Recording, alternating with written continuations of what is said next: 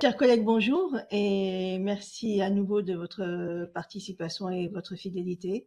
On est très heureux de vous retrouver pour nos rendez-vous de Bruno Hambeck et merci également à Bruno pour sa disponibilité, son expertise et son partage. Et c'est toujours un émerveillement pour nous que de vous écouter. Donc aujourd'hui, on va aborder un sujet aussi passionnant qui est l'estime de soi, qui est adressé aux enfants, aux grands-enfants, nous en tant qu'adultes. Donc Bruno va aborder et répondre à plusieurs interrogations sur l'estime de soi. Est-elle compatible avec la honte, la timidité? Fait-elle obstacle à l'humilité? Comment se détruit-elle? Et bien d'autres encore. Donc, nous vous rappelons que tous nos replays se trouvent sur notre chaîne YouTube, sur notre site web et récemment, on a lancé une nouvelle communication, c'est Renard News, donc qui reprend tous nos bilans des 3 dernières années, dont le bilan des conférences très appréciées de Bruno. Donc maintenant, je vais céder la parole à Cristiano qui va aussi présenter nos actions au niveau de notre syndicat. Merci. Merci. Aujourd'hui, je commencerai par un chiffre plutôt que par des mots. Et le chiffre magique, c'est 13 000, cher Bruno. Qu'est-ce que c'est 13 000? C'est le nombre de collègues qui ont eu accès à nos vidéos et qui ont participé à nos conférences. C'est la preuve du succès qui entoure tes initiatives. Plusieurs fois, je me suis senti rappeler, mais est-ce que tu es bien conscient de quelle autorité absolue est Bruno, de quelle célébrité est Bruno? Bruno, c'est un de nos intervenants que même la plus haute hiérarchie n'a pas difficulté à citer, à apprécier, alors que parfois on invite des participants un peu plus iconoclastes qui ne sont pas forcément appréciés parce qu'ils sont beaucoup plus critiques. Mais Bruno, c'est vraiment le passe-partout. Tout le monde est ravi de parler de Bruno, de regarder à la télé Bruno et ses enseignements. L'angle que je te demanderai aussi éventuellement d'aborder dans ta présentation, c'est lorsqu'on détruit l'estime de soi à la suite des soucis professionnels. Lorsque nous assistons des victimes d'harcèlement ou de maltraitance, très souvent les collègues nous disent ces chefs ou ces collègues ont été capables de détruire totalement l'estime que je peux avoir de moi. Ils m'ont amené à un état d'humiliation tel que je pleure devant mes enfants, que je perds l'estime en mes capacités, même en tant que parent. Et donc, la fragilité devient une sorte de culpabilité de la personne qui se dit si je me suis fait détruire, c'est peut-être que je n'étais pas assez solide, je n'étais pas assez fort, je n'établis pas bien mes priorités, j'ai honte de pleurer devant mes enfants pour des questions professionnelles, alors que les enfants et ma famille, c'est vraiment l'essence ultime de ma vie. Comment peut-on reconstruire vis-à-vis de ceux qui assistent à de telles dérives l'estime de soi? Mes enfants n'auront plus jamais confiance en moi parce qu'ils m'ont vu tellement abattu. Ils se diront, ça peut arriver encore une autre fois dans une autre crise au travail. Comment puis-je encore assumer pleinement mon rôle? Et c'est clair que c'est pour ça qu'on s'entoure de grands experts comme toi, parce que nous ne pouvons pas nous improviser psychologues, psychothérapeutes. Et c'est pour ça qu'on a besoin de tes conseils et de tes enseignements. Merci encore, Bruno.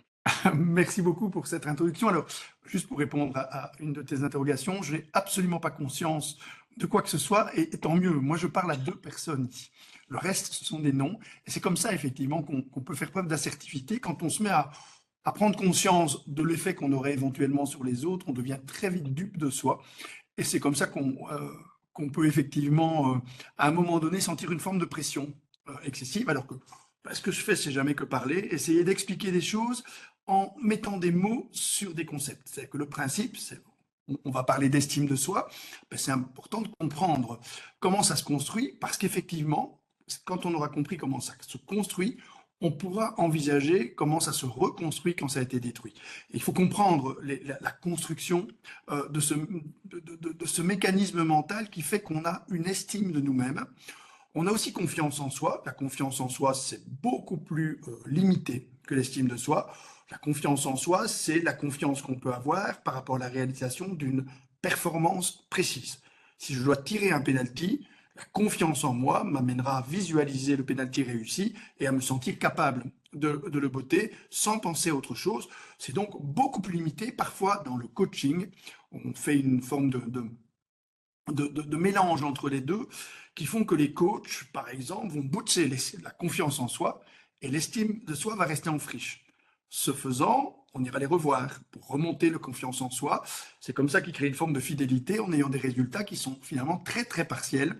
Si chaque fois que vous voyez quelqu'un, vous lui dites, que ce soit un homme ou une femme, vous êtes le plus beau ou la plus belle, la plus intelligente ou le plus intelligent, et vous êtes quelqu'un d'extraordinaire, vous allez aller revoir cette personne régulièrement, mais cette personne va se rendre compte dès qu'elle sera dans un milieu d'où vous êtes absent que c'est pas tout à fait vrai. Et elle va s'effondrer, du coup elle reviendra vous voir. Donc, augmenter la confiance en soi de quelqu'un, c'est quelque chose de très ponctuel. On le voit d'ailleurs dans le foot, c'est pas l'entraîneur qui augmente la confiance en soi de ses joueurs quand on va faire un match et qu'on fait cette espèce de petite boule que les joueurs font entre eux. Vous ne verrez plus jamais un entraîneur à l'intérieur parce que si par exemple vous décidez que, je ne sais pas moi, en fonction de vos affinités, les mauves sont plus forts que les rouges et donc on va gagner, on va les écraser, on va effectivement augmenter leur confiance en eux, mais c'est très très partiel. Si pendant le premier quart d'heure on ne marque pas, ou pire, on encaisse un but, c'est fini, tout s'effondre. L'estime de soi, c'est quelque chose de beaucoup plus stable, c'est un socle, et c'est pour ça que c'est important, effectivement, et l'enjeu de mettre ça en lien avec la honte, avec l'humiliation, avec la prétention, éventuellement, on dit, mais il a une tellement haute estime de lui-même, comme si c'était une haute estime de soi qu'on devait viser, on doit viser une estime de soi qui est stable.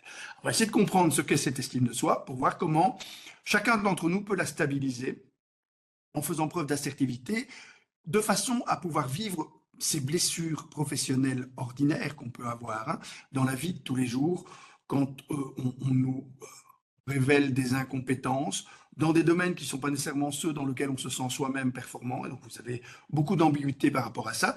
Une estime de soi stable, c'est une estime de soi qui va oser faire des choses, avec laquelle on va oser faire des choses, parce que l'échec ne nous détruit pas, et que au contraire, la multiplication de ce qu'on va réaliser fait que cette estime de soi va se nourrir plus probablement. Plus vous faites des choses, plus vous augmentez la probabilité d'avoir des réussites.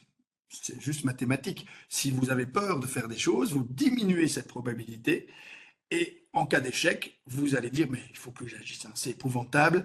Et ça, c'est ce qu'on appelle les cercles vicieux de mésestime de soi. Le cercle vertueux, c'est j'ose faire.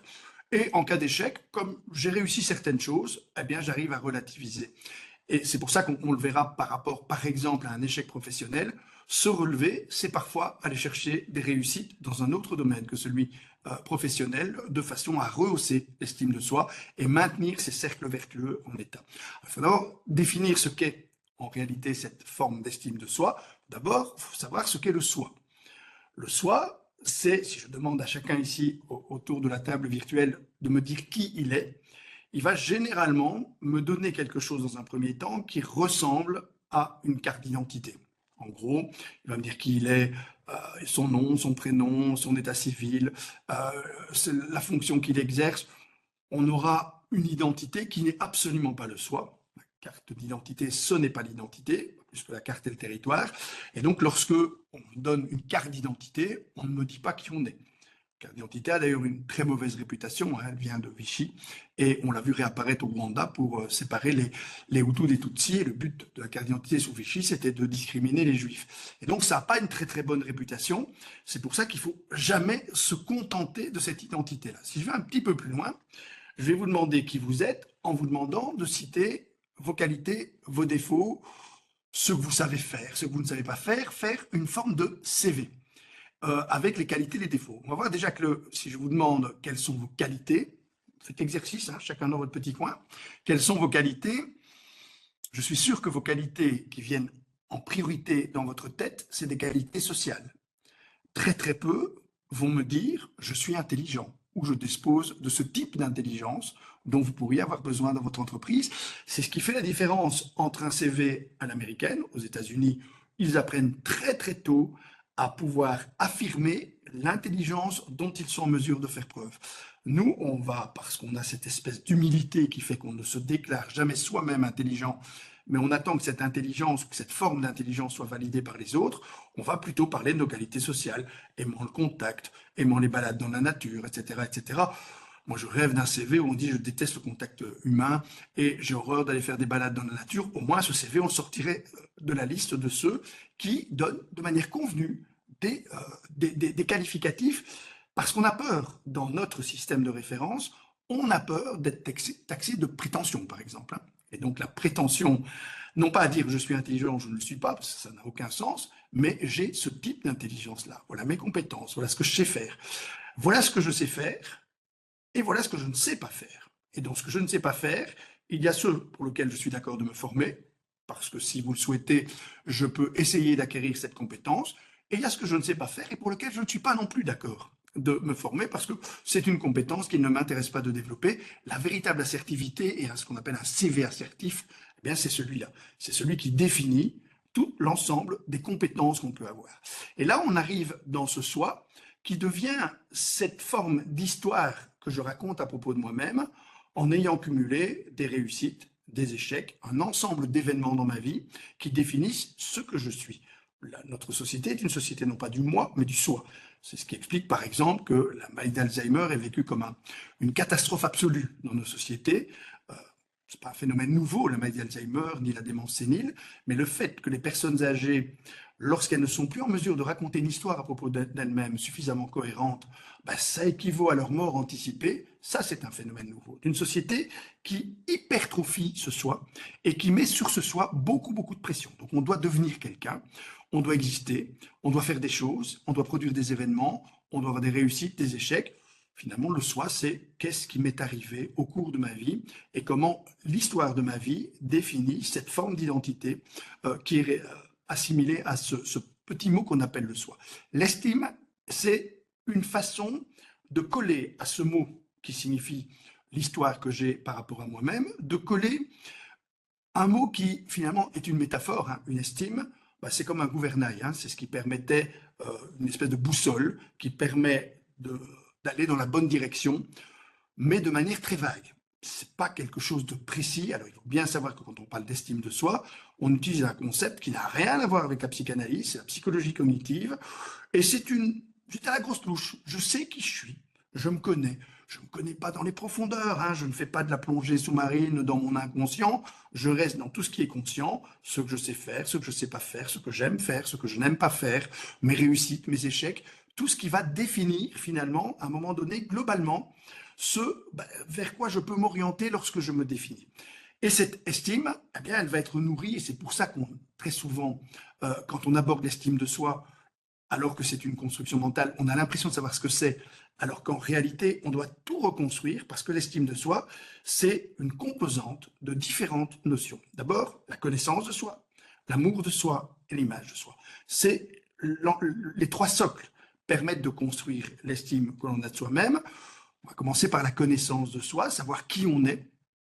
Il y a d'ailleurs un personnage qui va nous expliquer très facilement comment ça fonctionne, la connaissance de soi chez un être humain.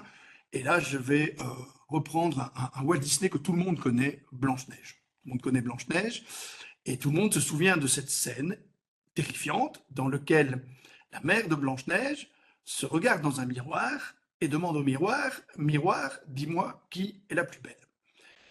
Et le miroir répond, et il répond Blanche-Neige.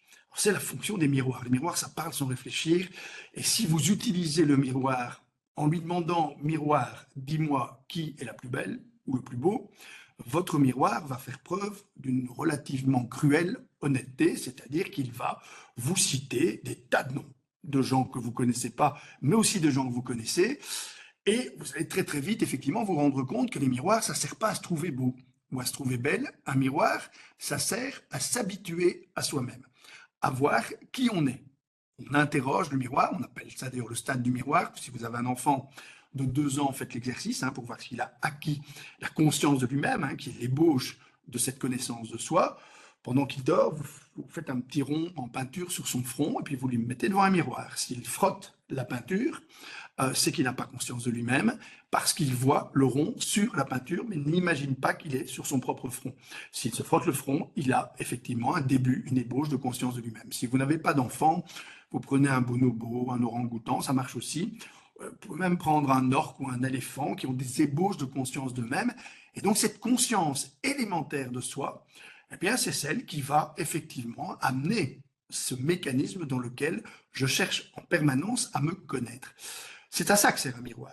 Là où effectivement la mère de Blanche-Neige se trompe, enfin sa belle-mère se trompe, c'est quand elle interroge le miroir pour un autre objet. Et la question qu'on peut se poser, c'est mais où est le père de Blanche-Neige?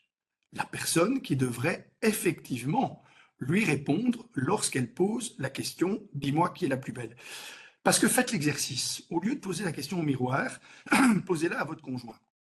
Dis-moi qui est le plus beau ou qui est la plus belle. Si il vous balance un listing, avec à l'intérieur de ce listing le nom d'un certain nombre de vos amis ou de vos amis, vous allez voir que votre estime de soi va déjà commencer à se détériorer parce que ce n'est pas l'image de soi, c'est l'amour de soi qui pose alors problème. Et effectivement, chacun d'entre nous, on se construit dans les yeux de nos parents qui, dans de très nombreux cas, mais on verra que même si ce n'est pas le cas, on s'est rattrapé. Il n'y a rien d'irréversible en psychologie cognitive. Mais en principe, l'interrogation fondamentale de l'enfant dans les yeux de ses parents, c'est « dis-moi qui est le plus beau, qui tu aimes le plus ». Ce que nos enfants nous posent comme question, c'est pas « m'aimes-tu ». Si vous êtes dans une fratrie, la question que vous posez à vos parents, c'est « me préfères-tu » et en quoi me préfères-tu aux autres. Tout le talent d'un parent, ce sera répondre à chacun de ses enfants « toi je te préfère pour ça, toi je te préfère pour ça, toi je te préfère pour ça », sans blesser les autres. Le parent qui essaye de s'en sortir avec une pirouette du style « je vous aime tous pareil », eh ben, il se trompe sur toute la ligne et les enfants ne sont pas dupes parce que ce n'est pas une réponse satisfaisante pour eux. On sait effectivement, si vous dites à votre conjoint « je t'aime, mais en réalité j'aime toutes les femmes », ça ne lui plaira pas énormément. On a besoin d'être aimé pour ce que l'on est et on a surtout besoin d'être préféré aux autres. C'est ce socle-là qui va fonder effectivement une forme d'amour de soi sur lequel, un amour inconditionnel de soi, sur lequel, par exemple, je vais installer ma possibilité d'échouer sans qu'il y ait une fracture dans cette affection. Le parent, c'est quelqu'un qui doit pouvoir dire à son enfant « tu ne vas pas tout réussir, tu vas multiplier les échecs, mais à chaque échec, rien ne te sera enlevé d'un point de vue affectif. » On a besoin, et on va avoir besoin toute notre vie, de personnes qui ont ce raisonnement et cette façon d'être par rapport à nous, cette posture fondamentale, qui développe les attachements sécures. On ne l'aura pas toujours sur le plan professionnel, parce qu'on est dans un autre environnement. Sur le plan affectif, cette partie de la construction de l'estime de soi, qui est l'amour de soi, il se construit d'abord auprès des personnes qui nous aiment et que nous aimons. On a besoin de ces personnes-là.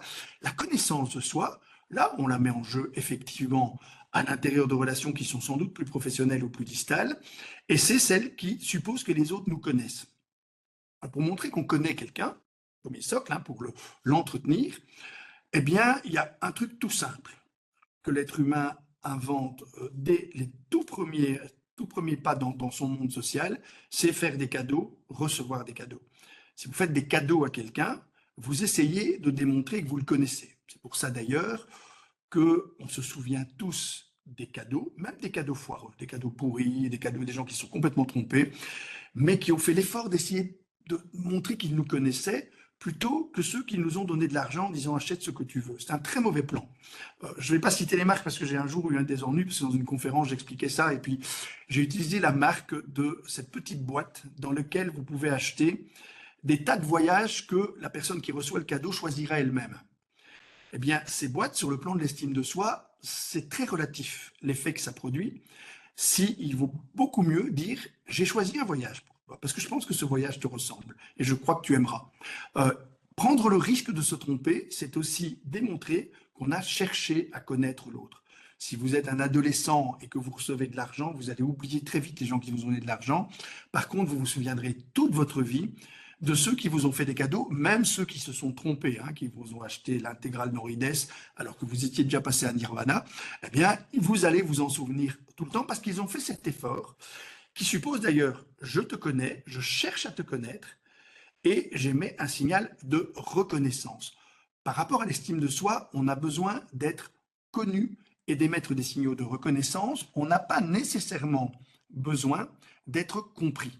Si vous êtes le conjoint d'un psychologue ou d'une psychologue, vous allez très très vite comprendre effectivement les limites de l'acte de « je te comprends ». Je t'aime et je ne te comprends pas, ça tient très très bien la route. Parce que si vous avez une posture qui est de dire « je te comprends intégralement », je sais qui tu es, d'ailleurs si tu es comme ça, c'est parce que ta mère était comme ça. Et ta mère est comme ça parce qu'elle a vécu ça, ça, ça. Vous allez perdre la possibilité d'étonner, de décevoir ou de vous conformer, ce qu'on appelle la liberté chez un être humain. Alors que si vous dites simplement « je t'aime, mais je te connais », là effectivement, on peut aussi imaginer qu'il y a une part sombre, et c'est pour ça qu'on se fait des cadeaux pour tester cette connaissance. Les couples qui construisent leur relation affective et qui la nourrissent régulièrement ont tendance à se faire plus de cadeaux au quotidien. Ça ne veut pas dire se faire des boîtes avec un emballage fermé, ça peut dire j'ai fait quelque chose en espérant te faire plaisir, ou je fais quelque chose que tu aimes bien manger, ou je te propose d'aller voir un film parce que je pense que tu aimes bien. Ces petits signaux de connaissance et de reconnaissance finissent par construire chez chacun l'estime de soi. Le slogan d'une célèbre marque de parfum, achetez-vous ce parfum parce que vous le voulez bien, il ne fonctionne pas très bien. Parce qu'en réalité, faites-vous offrir ce parfum parce que vous le valez bien. Quand on se fait des cadeaux à soi-même, l'estime de soi fonctionne moins bien que lorsque on se fait offrir quelque chose par quelqu'un qui a fait l'effort de nous connaître. Et ce qui ne fonctionne pas du tout comme phrase, c'est « je t'aime, mais tu ne m'intéresses pas ». Si l'autre ne s'intéresse pas du tout à vous, vous allez voir effectivement qu'en termes sur ce socle, qui est la connaissance que l'on a de soi, qui se traduit dans l'interconnaissance, c'est-à-dire il faut que les autres se connaissent. C'est pour ça que dans une équipe, le véritable team building, ce sont des manières de se mettre ensemble pour essayer de se connaître les uns et les autres dans un environnement différent de l'environnement professionnel.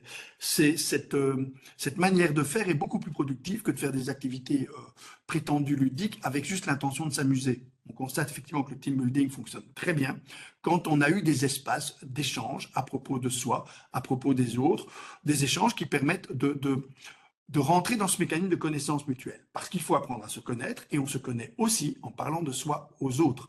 C'est ça, ce socle qu'est la connaissance de soi.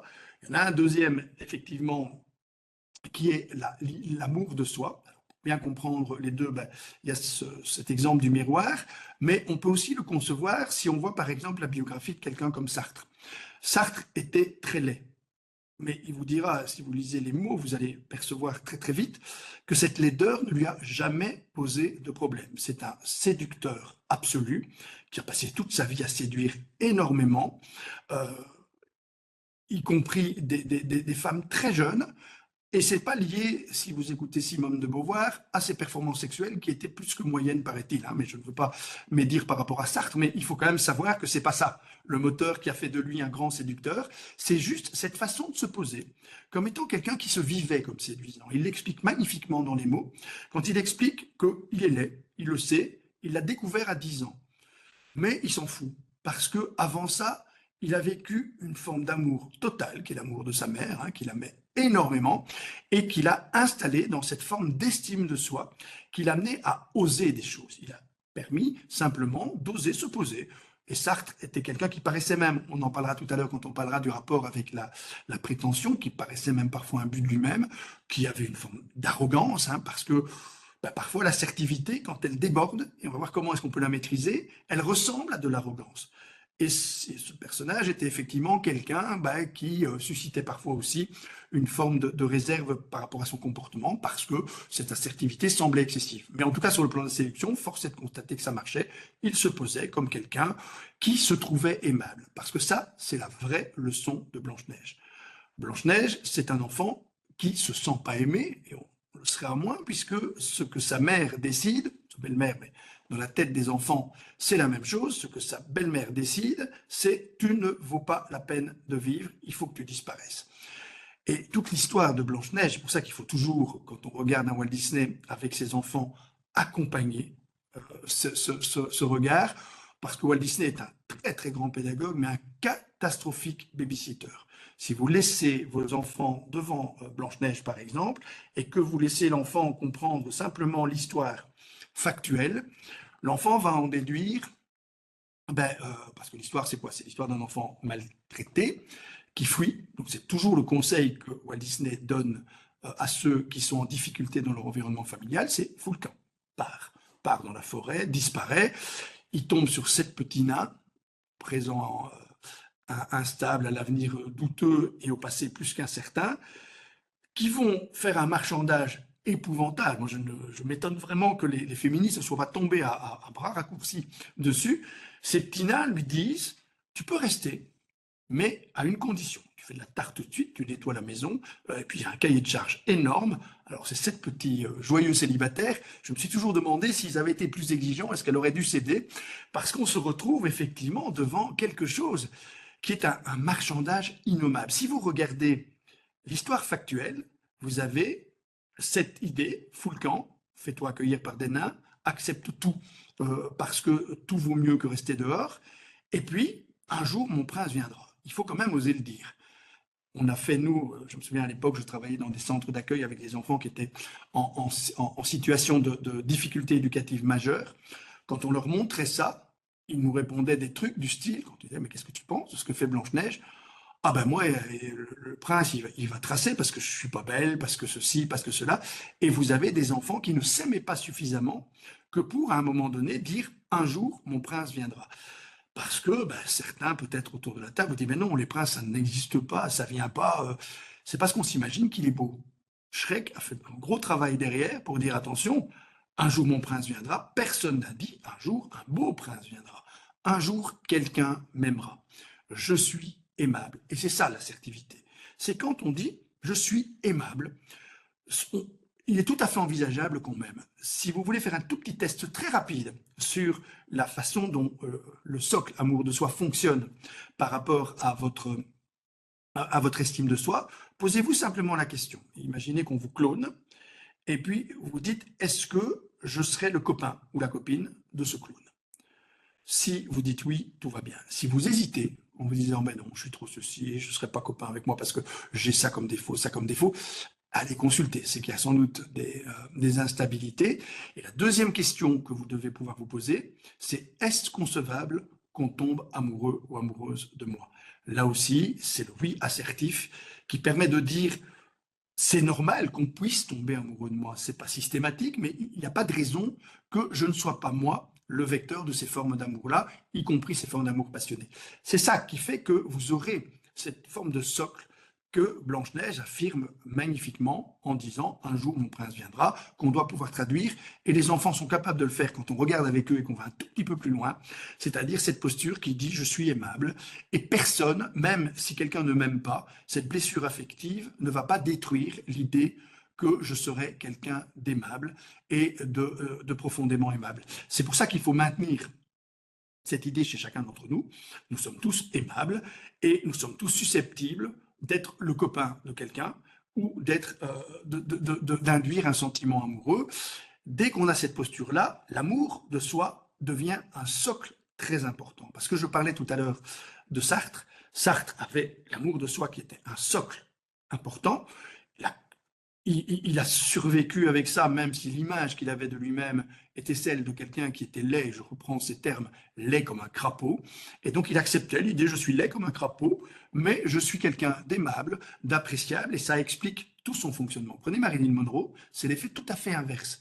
Elle se retrouve effectivement avec une image d'elle-même qui est tout à fait nourrie, et qui est même bien nourrie, mais un amour de soi défaillant, parce que, si vous lisez un peu sa biographie, une maman maniaco-dépressive, qui avait des bouffées de rapprochement et puis des rejets qui étaient d'une brutalité sans nom, avec tout ce que ça suppose sur le plan de la connaissance de soi, des années de psychanalyse, mais l'édifice s'est effondré parce qu'effectivement, l'amour de soi était insuffisant et que l'image de soi survalorisée, et on va voir que dans nos sociétés qui fonctionnent énormément sur l'image de soi, pour nous, et encore plus pour nos enfants, nos enfants sont quasiment nés dans des aquariums. C'est ça qu'on parle de génération de verre. Certains ont eu une existence numériques avant leur existence physique, parce qu'on a balancé l'image de leur échographie. Et puis après, ce qu'on appelle le sharenting, fait qu'ils s'imaginent qu'ils sont comme dans un aquarium, que tout doit être visible de leur part. Regardez ce qui se passe sur les réseaux sociaux, c'est édifiant. Par rapport à la construction de l'estime de soi, ils vont se mettre en scène de manière continuelle. Si vous avez un adolescent actuel par rapport à un adolescent, par exemple, de ma génération, à mon époque, faire une photo d'un adolescent, c'était un exploit. Faire une photo d'un adolescent qui sourit, c'était un double exploit. Parce qu'on échappait à toutes les photos et on ne souriait jamais, on faisait une tête jusque par terre dès qu'on était pris dans un appareil photo. Maintenant, vous avez tout à fait l'inverse. Si vous prenez une photo de votre adolescent, vous allez devoir lui dire arrête de faire ta diva parce qu'il va se mettre à faire des V, des grands sourires, des poses, etc. Ils sont dans l'exhibition d'eux-mêmes. C'est pas du tout critiquable en soi. Simplement, on va voir effectivement que l'image de soi devient le socle sur lequel je vais faire reposer, et notamment cette image virtuelle de soi, qui est celle qu'on met en scène, et nous le faisons tous, parce que critiquer la manière dont la jeune génération utilise les réseaux sociaux suppose d'abord d'interroger notre façon de les utiliser. Lorsque on ne produit sur les réseaux sociaux que des images positives de soi. C'est très fréquent, vous allez chez le coiffeur, vous envoyez votre photo sur un réseau social. Je vous promets que si vous n'avez pas de like, vous allez changer de coiffure ou de coiffeur, parce que vous allez dire, mais personne n'apprécie l'image que je donne de moi-même. On est toujours dans l'image, par exemple, idéalisée du couple que l'on forme. On va montrer un couple, le soleil, par exemple. Mon fils revient d'Écosse, j'ai vu ses photos sur les réseaux sociaux. Je lui dis en rentrant, mais il a fait beau en Écosse, c'est étonnant, parce que j'avais vu qu'il pleuvait partout. Il m'a dit, on a eu 5 minutes de ciel bleu, mais j'ai fait toutes mes photos pendant les 5 minutes de ciel bleu. Et donc, on donne l'illusion, effectivement, qu'on est dans un monde parfait, avec une vie parfaite. Alors, c'est terriblement dangereux sur le plan de l'estime de soi, parce que soi-même, dans son repli intime, on sait tous que ce n'est pas vrai, et qu'entre cette image parfaite que l'on donne de soi et ce que l'on est réellement, il y a un écart que notre cerveau ne parvient plus à combler. Et donc, on se retrouve en énorme difficulté par rapport à la construction de l'estime de soi. C'est encore plus vrai pour nos enfants quand ils utilisent, par exemple, des mises en scène d'eux-mêmes sur des reels. Et j'invite toujours les parents à aller regarder le tutoriel qui fait que un adolescent ou une adolescente va être initié à faire ses premiers reels. C'est des petits films de quelques minutes dans lesquels ils se mettent en scène. On va leur expliquer, sur Instagram par exemple, on va leur expliquer qu'ils doivent montrer leur corps de façon attractive, que c'est important de montrer beaucoup, mais de ne pas montrer tout, parce qu'il faut créer des followers qui finissent à un moment donné par vous suivre, en espérant toujours en voir plus. Et on leur explique ça, ils ont 12 ans, ceux qui sont en train de regarder ce type de tutoriel, et puis on va leur expliquer qu'ils vont devoir utiliser des filtres pour filtrer leurs boutons, leur excès de poids, etc., de façon à être plus attractif. Alors, l'effet produit est catastrophique sur l'estime de soi. C'est ce qu'on appelle un effet Barbie aggravé. Ceux qui ont joué avec des Barbies vont très vite comprendre le mécanisme, parce que Barbie a été à l'époque accusé d'avoir un effet pervers sur ce qu'on appelait à l'époque la confiance en soi, parce que l'estime de soi n'avait pas encore été explorée, sur la confiance en soi des petites filles, notamment parce que les concepteurs de Barbie étaient tout à fait conscients qu'ils n'avaient pas mis dans les mains de ces petites filles des poupées. Si vous avez joué avec la Barbie, vous n'avez pas joué à la poupée. Vous n'avez pas nourri Barbie, vous ne l'avez pas soignée, vous ne l'avez pas bercée, vous l'avez habillée. On vous a fourni un petit mannequin qui allait vous inciter à acheter de plus en plus de vêtements. C'était l'idéal pour créer des futurs consommateurs, avec un mannequin qui a des mensurations parfaites pour faire du mannequinat, c'est-à-dire des mensurations inhumaines, absolument illusoires. S'il y a quelqu'un ici autour de la table virtuelle qui a les mensurations de Barbie, qu'elle ne se lève pas brutalement, elle va retomber immédiatement. Barbie a des mensurations invivables. Et donc un idéal de soi qui est trop éloigné par rapport à l'image que l'on a de soi-même et qui sapait le moral des petites filles, ce qui fait que le concepteur du jouet, pour s'acheter une virginité, pour rien d'autre que ça, a créé des tas de Barbie alternatives, avec du surpoids, de toutes les couleurs, des noirs, des jaunes, toutes les couleurs étaient rassemblées. Ils ne les ont pas vendues, et on le sait, tous ceux qui ont acheté des Barbies savent que ces Barbies-là bah, c'est pas celle que les enfants et les petites filles voulaient. Elles voulaient la Barbie prototypique.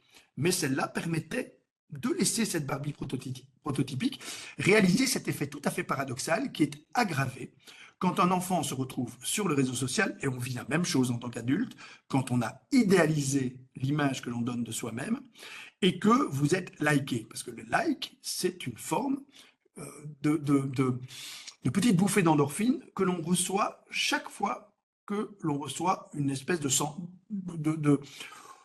je veux dire, de gratification sur le plan de l'estime de soi.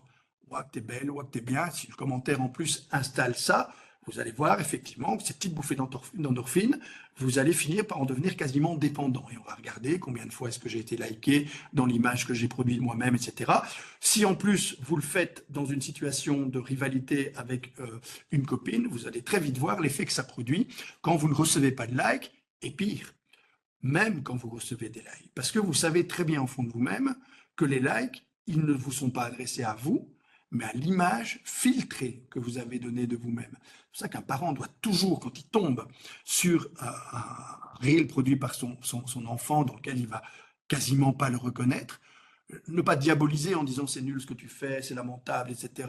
Parce que là, vous allez effectivement créer une forme de rupture avec l'adolescent. Authentifier que ça peut avoir du sens de s'amuser comme ça, mais vous préférez toujours son image réelle. Ce qu'elle est réellement vous semble beaucoup plus attractif que ce qu'elle montre d'elle sur les réseaux sociaux. Ça, c'est vraiment le rôle indispensable actuellement des parents, parce que ce qu'on constate, c'est que oui, petite fille sur 10 qui utilise, par exemple, TikTok, ont tendance à se trouver moins jolies que toutes les autres filles de sa classe. Et donc, ça, sur le plan de l'image de soi, ça a un effet délétère qui est difficile à rattraper dans la durée. Alors, c'est l'amour de soi qui permet de compenser. Et il faut toujours, parce que maintenant, on va voir comment est-ce qu'on peut effectivement travailler sur cette estime de soi en jouant avec les 3 éléments. En introduction, ce très bel exemple d'une personne qui aurait des humiliations, avoir le rôle de l'humiliation et de la honte, par rapport à la construction de l'estime de soi dans son environnement professionnel, et puis qui aurait honte de pleurer devant ses enfants.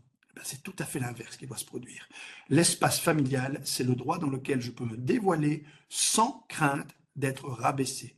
La honte ne va jamais, c'est un système tout à fait paradoxal, la honte. Si vous avez déjà vécu, et tout le monde l'a vécu, des situations de honte, vous allez constater quelque chose de tout à fait particulier.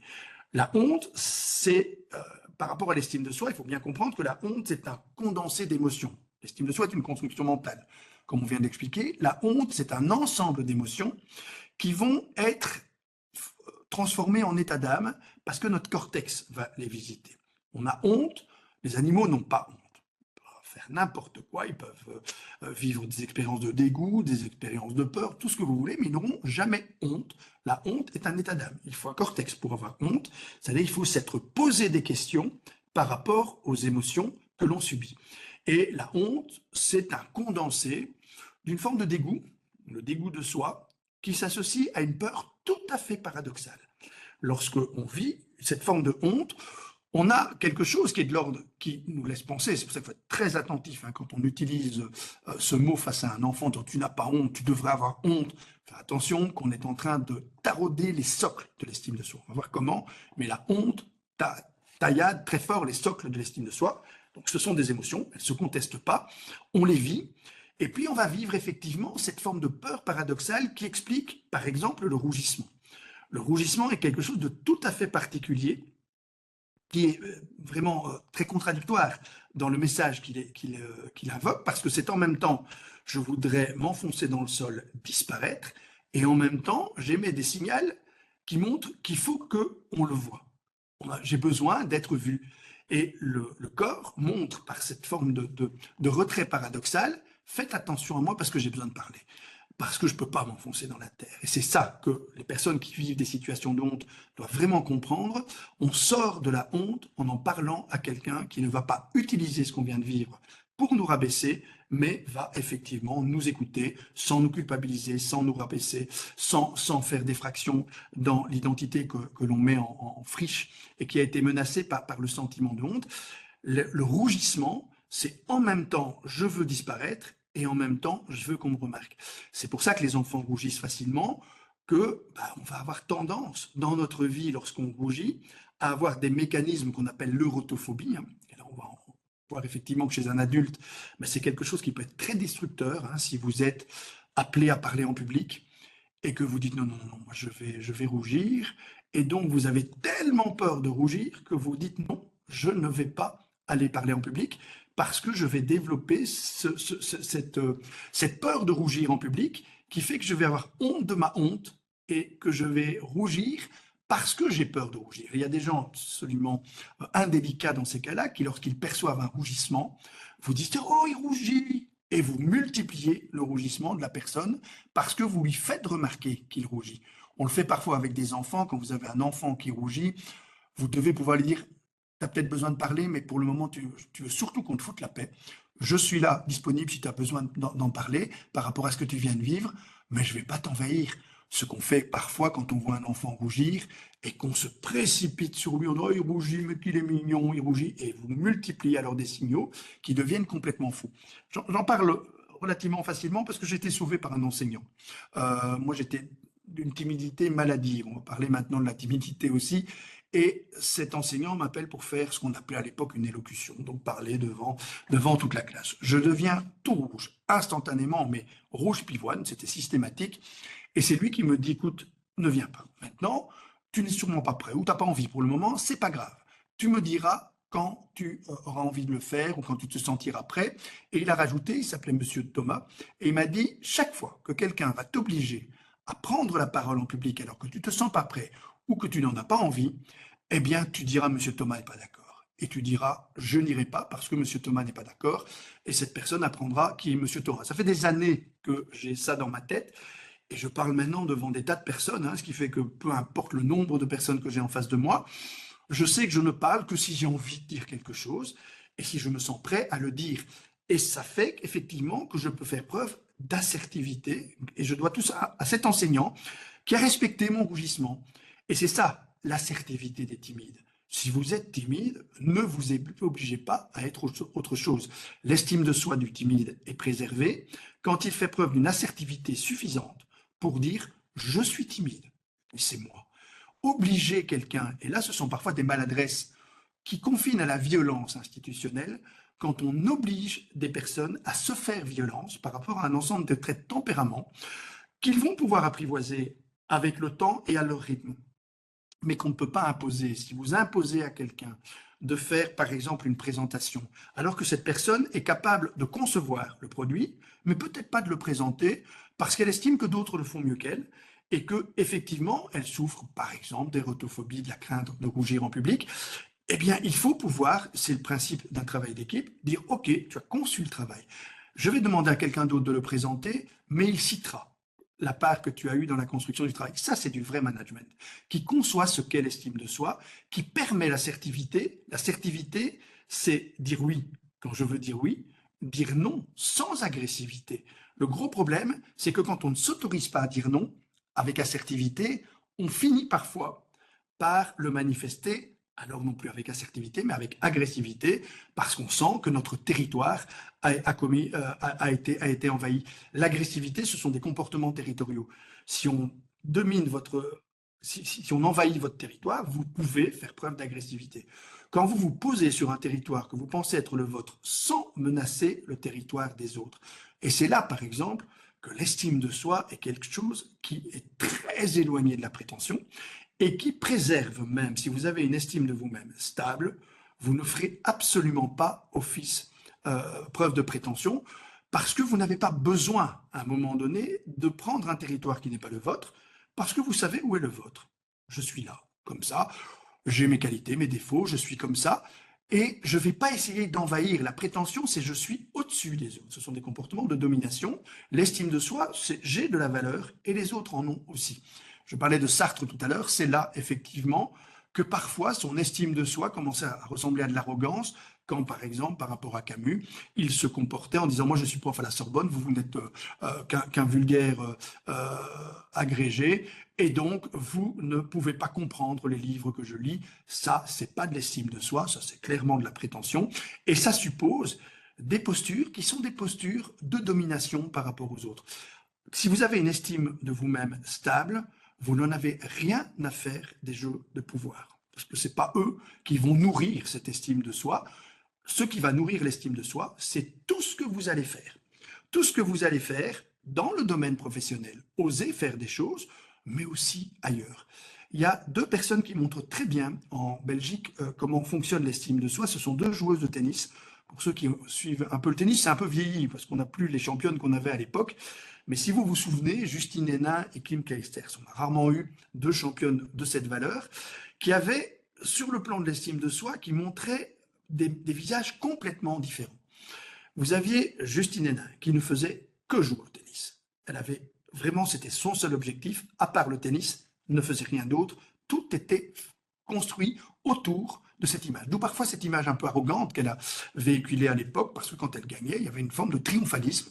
Mais quand elle perdait, et on a analysé dans le cadre d'un de mes cours à l'université ses interviews juste après ses défaites à Wimbledon, elle ne perdait pas souvent, mais elle perdait de temps en temps, et quand elle perdait, tout s'effondrait. Le visage était fermé, je suis nul, c'est lamentable, épouvantable, il n'y avait plus la moindre trace pour rien, incapable de relativiser ses échecs et incapable de faire des choses en dehors du tennis. Et donc vous avez une estime de soi-même qui reposait uniquement sur ses compétences de joueuse de tennis. Vous aviez Kim Clijsters qui avait une estime de soi qui était beaucoup plus stable, avec un cercle vertueux d'estime de soi, qui fait qu'elle osait faire plein de choses. Elle ne se limitait pas au tennis, elle a fait un enfant pendant sa carrière de tenniswoman, elle n'a pas du tout limité la construction de son identité autour de ce qu'elle faisait le mieux, c'est-à-dire jouer au tennis. Et donc elle nourrissait l'estime de soi. En cas de défaite, écoutez toutes les interviews de Kim Clijsters après une défaite, elle relativisait. Ouais, bon, c'est quand même qu'un match de tennis, c'est pas très grave, il y a plein de choses dans ma vie qui vont bien. Et donc vous aviez une façon de relativiser. Une des façons de faire et une des stratégies les plus efficaces lorsque, effectivement, sur le plan professionnel, on a quelques blessures parce que le monde professionnel peut être très violent, hein, puisque lui, ce qu'il va viser uniquement, c'est même pas vos compétences, c'est utiliser votre compétence au maximum pour que vous réalisiez des performances. Dès que vous êtes en retrait par rapport à ces performances, vous risquez des blessures institutionnelles. C'est le principe même d'un environnement professionnel qui serait peu empathique, par exemple. Alors, sur ce plan-là, vouloir à tout prix se construire uniquement dans cet espace-là, ça peut être très dangereux. Il faut oser autre chose. Il y a un sport qui le montre très très bien, c'est le basket.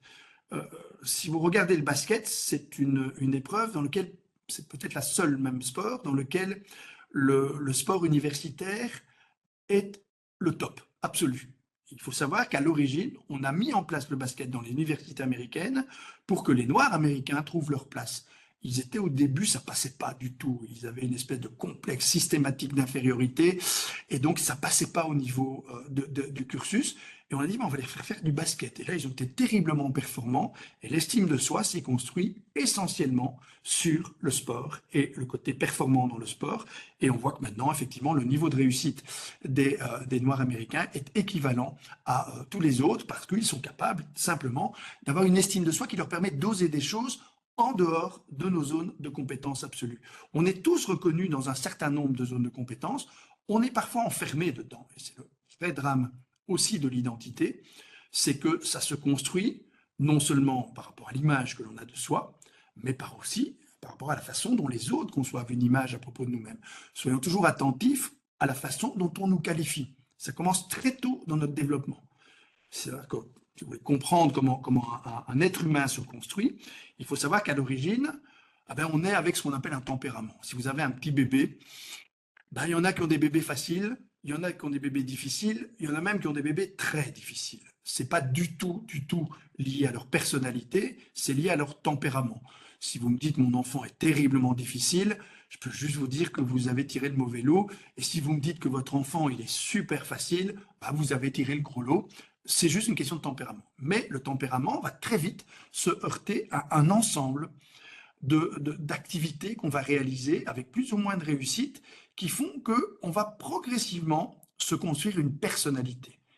Et souvenons-nous des premiers qualificatifs que l'on associe à la description de notre enfant, c'est tout ce qui va créer ce qu'on appelle un personnage.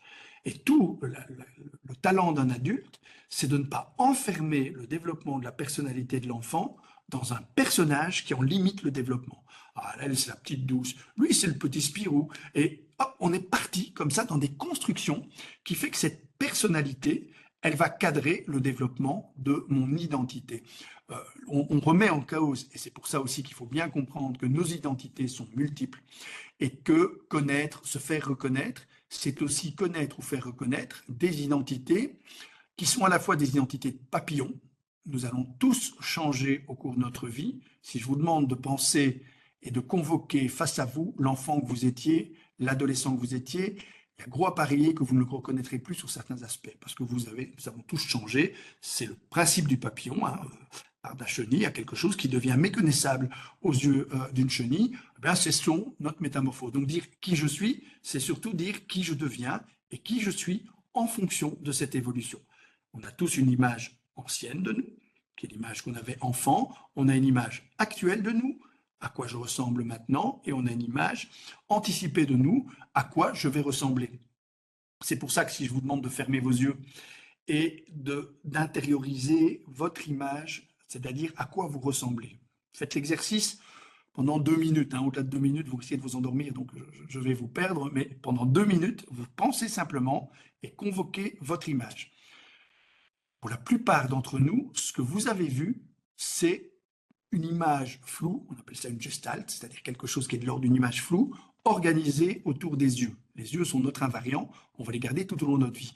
Le reste, c'est quelque chose qui est relativement flou, et l'image qu'on a de nous-mêmes, elle est floue. C'est pour ça que si je vous montre des photos qu'on a prises de vous, vous allez dire que je ne suis pas photogénique. Tout le monde se déclare non photogénique, simplement parce que l'image intériorisée qu'on a de soi-même, ne correspond pas à l'image qu'on nous montre de nous-mêmes lorsque on n'a pas, comme on le fait sur les réseaux sociaux, pris le soin de faire un selfie en utilisant 20 fois, 30 fois, 40 fois son appareil pour essayer d'avoir son meilleur profil. C'est ça aussi, la révolution technologique fait que cette image intériorisée de soi, elle est secouée en permanence. Il faut savoir par exemple qu'une adolescente, pour publier un selfie d'elle-même, a fait 40 essais au préalable en moyenne. C'est-à-dire qu'elle multiplie les points de vue. Ah, ok, ça je peux envoyer, mais sur le plan de l'estime de soi, c'est quelque chose de difficile à assumer. Quand vous vous dites, mon image finalement, je suis obligé pour qu'elle soit satisfaisante de multiplier les essais, alors que l'image intériorisée, c'est celle avec qui on va vivre, avec laquelle on va vivre, qui fait qu'on aura cette idée qu'on existe dans cette idée, dans cette transformation de soi, qui va intégrer différents personnages que je dois apprendre à aimer autour d'un seul personnage qui est celui qui évolue. Ça, c'est l'identité de papillon. On a aussi une identité de caméléon. Ce que je suis dans mon espace professionnel ne correspond pas à ce que je suis dans mon espace privé. Ce que je suis le jour ne correspond pas à ce que je suis la nuit. Et nous avons, et l'identité, c'est un ensemble de choses. C'est pour ça qu'on peut toujours reconstruire l'estime que l'on a de soi-même dans d'autres espaces que l'espace professionnel. Là aussi, c'est ce que permet le team building. Lorsque des personnes se découvrent, parce qu'elles parlent d'autre chose que de ce qu'elles vivent sur le plan professionnel. Ah ben je savais pas que tu aimais ça, je savais pas que tu allais au théâtre toutes les semaines, je savais pas que tu aimais le cinéma à ce point. Ce sont ces mécanismes-là qui vont construire l'estime dans lequel on se porte, non pas là à partir de l'amour de soi, mais à partir de l'image de soi. On a donc l'image de soi connectée à la connaissance de soi et au mécanisme de reconnaissance qu'on induit. On a donc 3 socles sur lesquels on va pouvoir travailler, image de soi, amour de soi et connaissance de soi, qui effectivement, lorsqu'on vit, et ça, je pense qu'il faut évidemment avoir toujours dans tout espace professionnel des endroits où on dépose les expériences que l'on vit de honte et encore plus d'humiliation. L'humiliation, c'est quelque chose, et il faut savoir effectivement, je travaille beaucoup sur le harcèlement, il faut vraiment bien comprendre que la honte, elle taraude les 3. Elle taraude la connaissance que vous avez de vous-même, parce que vous arrivez finalement à un moment donné à avoir une espèce de dépit de soi. Tiens, je ne suis que ça. Ou pire qu'un mépris de soi. Ce que Ehrenberg appelait la fatigue d'être soi, qui est la maladie de nos dépressions actuelles. Je ne suis que ça, je vois des tas de gens brillants autour de moi, et moi je suis ce petit personnage sans histoire, etc.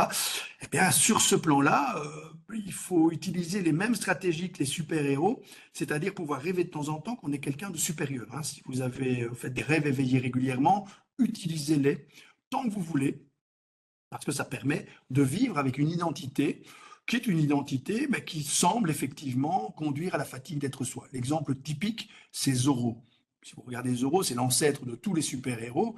Vous avez Don Diego, petit monsieur Fadas avec sa petite moustache, toujours dans l'ombre de son papa. Il met un petit masque. Il n'y a que lui pour ne pas se reconnaître. Mais il devient tout de suite quelqu'un de brillant. C'est ça le rêve éveillé. C'est quand on vit une identité alternative dans les espaces où on se permet de rêver pour compenser les exigences de la réalité. On le fait tous et on a tous besoin de le faire. Ça fait partie de notre économie psychique par rapport au dépit d'être soi. Que l'humiliation, alors l'humiliation par rapport à la honte, c'est une honte qui vous est imposée dans un espace public. Et donc vous allez vivre effectivement quelque chose de terrifiant dans l'humiliation. Et lorsque la honte taraude l'image de soi, ce qui est mis en cause, c'est la légitimité d'exister. Observez toutes les stratégies des harceleurs, mais harceleurs, je vais dire complets. Ils vont vous envoyer des messages du style « t'aurais jamais dû naître ». Je vais t'acheter une corde pour te pendre. T'as juste à mourir. Parce que tu vaux pas la peine d'exister. Il faut savoir qu'il y a quelque chose en chacun d'entre nous qui interroge la légitimité d'exister. C'est normal, on est au monde, on ne sait pas très bien pourquoi. Et on interroge cette légitimité. Lorsque vous êtes fragilité sur ce plan-là et qu'un agresseur qui veut prendre le pouvoir sur vous le sait, c'est là-dessus qu'il risque d'appuyer le plus vite en faisant honte, en mettant en place des systèmes d'humiliation qui laisseraient penser que vivre, pour moi, c'est pas nécessaire, c'est pas utile. Il y a des phrases que je déteste, du style « Oh, le cimetière est plein de gens qui se pensaient indispensables ». Mais oui, c'est vrai, il est plein de gens qui effectivement étaient indispensables aux yeux de ceux qui les aimaient. Et ne fût-ce que ça, c'est ça qu'il faut comprendre. Évidemment, on n'était pas indispensable au niveau de l'univers, mais pour les gens qui nous aiment, on est évidemment indispensable au sens plein du terme, c'est-à-dire qu'on n'est pas en mesure de penser notre absence. Il y a des gens autour de nous qui n'arrivent pas à imaginer le monde sans nous. Ce sont les personnes pour lesquelles on a une relation qui nous permet de dire que pour eux, on est indispensable. Ce sont des gens qui sont importants dans la construction de l'estime de soi. Ce qui est parfois une fausse piste, c'est de s'imaginer que tout le monde nous considère comme indispensables ou de faire ce que parfois on se laisse piéger lorsque l'entreprise nous donne cette impression-là. Dans une entreprise, nous sommes des employés. Ça veut dire que nous sommes utilisés et nous pouvons être remplacés par quelque chose qui sera employé, ou quelqu'un qui sera employé comme nous. La difficulté de se maintenir dans une entreprise dans laquelle, par exemple, et on voit les pièges massifs sur l'estime de soi, on vous explique qu'une machine fait mieux que vous. Si vous êtes radiologue dans un hôpital, pour le moment, vous serez confronté en permanence à ce discours-là. On va vous dire, vous savez, les radios, elles sont mieux lues par des machines que par vous. Sur le plan de l'estime de soi du gars qui effectivement a installé une compétence qui est une compétence complexe, etc. Évidemment que ça devient très difficile à vivre lorsqu'on vous dit vous êtes indispensable. Vous n'êtes pas indispensable, vous êtes même très dispensable. On l'a vu pendant le Covid, quand il y a eu toutes ces fonctions qui ont été décidées comme étant essentielles, superfétatoires ou complètement inutiles. Il faut savoir que les premiers qui sont rentrés chez eux, c'est les profs d'UNIF. Il faut bien l'accepter. Nous avons été vécus comme étant les gens les moins utiles dans la société. Et certains d'ailleurs sont partis et ont continué à travailler exactement de la même façon alors que le Covid a disparu parce que finalement cette fonction, parce que là aussi cet effacement, ça peut aussi arranger certains de dire je vais m'effacer parce que j'ai d'autres espaces de construction. Et il faut laisser à chacun l'opportunité de se construire là où il peut le faire, mais ne jamais humilier quelqu'un ou lui donner finalement l'occasion de vivre des expériences de honte en public. Parce que l'humiliation, c'est comme la honte sur laquelle vous mettez un chapeau, qui est cette honte va être publiée. Et tu ne pourras pas te cacher. Souvenez-vous de ce que je disais par rapport au rougissement. L'envie de s'effacer, non, ça va être devant tout le monde. Les réseaux sociaux pullulent de cette stratégie. On vous fait honte in the real life, en réalité, et on va vous humilier dans l'espace public parce qu'on va diffuser l'image de cette honte dans un espace public dans lequel vous allez être complètement anéanti. C'est important de connaître ces mécanismes-là, de savoir effectivement qu'on doit tous grandir sans vivre ce dépit de n'être que soi. Nous sommes soi et nous sommes indispensables au moins à nos propres yeux ou aux yeux des gens qui nous entourent, qui sont directement concernés. Cette phrase sur le cimetière rempli de gens qui se pensaient indispensables, c'est vrai, et c'est heureux qu'on se pense indispensable pour un certain nombre de personnes.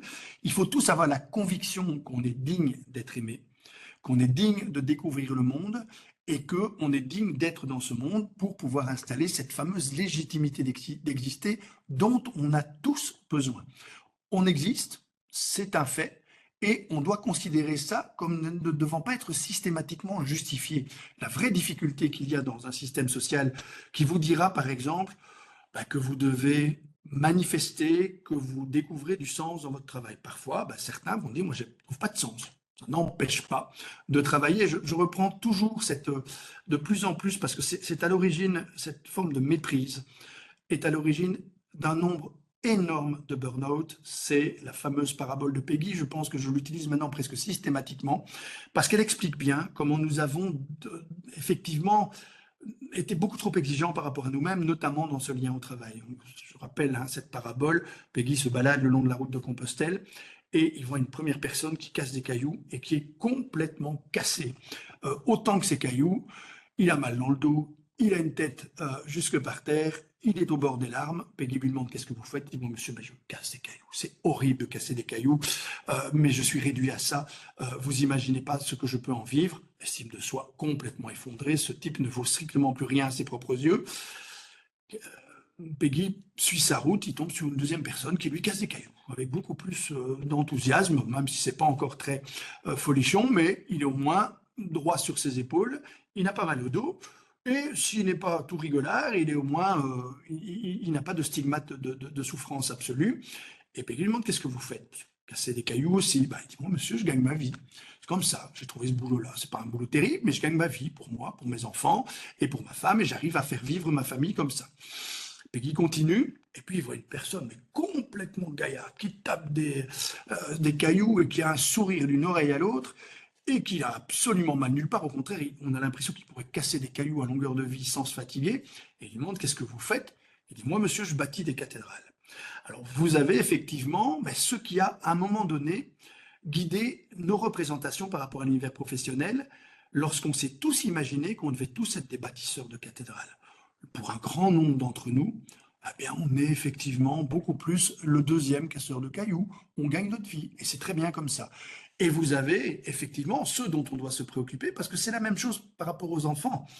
Si vous avez un enfant qui n'aime pas aller à l'école, si vous avez juste chez vous un enfant normal, si vous avez un enfant qui ne s'aime pas quand il va à l'école, c'est-à-dire que quand il est élève, il a l'impression qu'il est indigne de découvrir le monde, qu'il est incapable de comprendre, etc.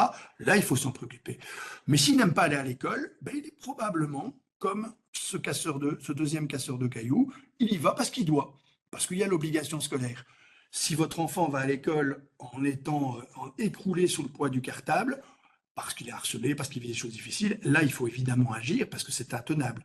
Même chose au niveau professionnel, quelqu'un qui me dirait « je souffre énormément », là, il faut agir. Mais on ne peut pas demander à tout le monde de bâtir des cathédrales ou d'avoir le sentiment de bâtir des cathédrales, comme on ne peut pas demander à chaque enfant d'aller à l'école avec l'intention de devenir pilote de chasse, astronaute ou quoi que ce soit, parce que c'est une extrême minorité qui agit comme ça. Une extrême minorité de personnes ont l'impression de bâtir des cathédrales, et on ne doit pas se donner de la valeur uniquement parce qu'on est un bâtisseur de cathédrales, mais aussi parce qu'on participe pleinement à un monde dans lequel, effectivement, les relations que l'on noue avec ceux qui nous entourent sont pleines de sens, et que la signification de ce qu'on fait, elle peut être donnée simplement par la façon de maintenir ces liens avec les gens qu'on aime.